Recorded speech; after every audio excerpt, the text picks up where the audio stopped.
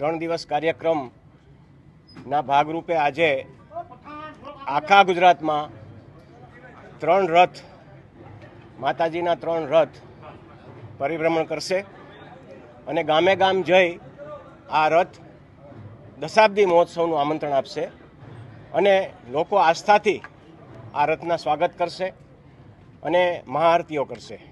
આપ સૌએ થોડા સમય પહેલાં કાર્યક્રમ નિહાળ્યો જ છે। હવે આપના કોઈ સવાલ હોય તો અમે જવાબ દેવા માટે બેઠા છીએ। નરેશભાઈ, તમે એક બહુ મહત્વપૂર્ણ વાત સ્પીચમાં કરી છે કે કમિટી સક્ષમ થઈ ગઈ છે ને હવે મારે આરામ કરવો છે। આ તો હું ઘણા ટાઈમથી આ કહું છું।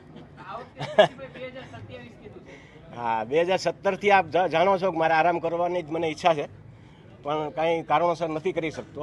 પણ હવે કમિટી ખૂબ સક્ષમ છે અને લગભગ ભાર એ લોકો ઉપાડી લેશે એવી મને આશા છે।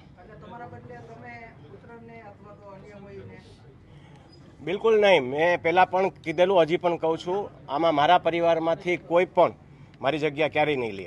2027માં નરેશભાઈ મોટી જાહેરાત કરી શકે એવી શક્યતા ખરી? એ માતાજીને ખબર। જે રીતના સ્પીચમાં આરામની વાત આવે છે તો શક્યતા ખરી?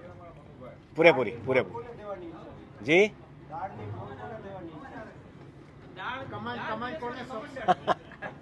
આમાં કયો જમાઈ નારાજ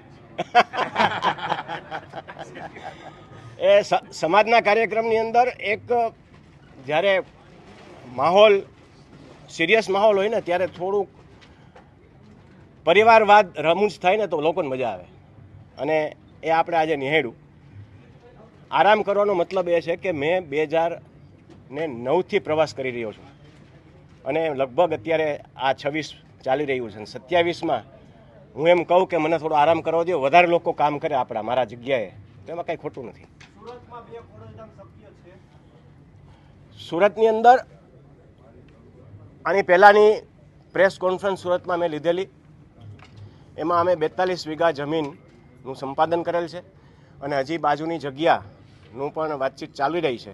ટૂંક સમયમાં એટલે કે નવરાત્રિની આસપાસ સુરતની અંદર અમે ખાતમુહૂર્ત પણ કરવા જઈ રહ્યા છીએ।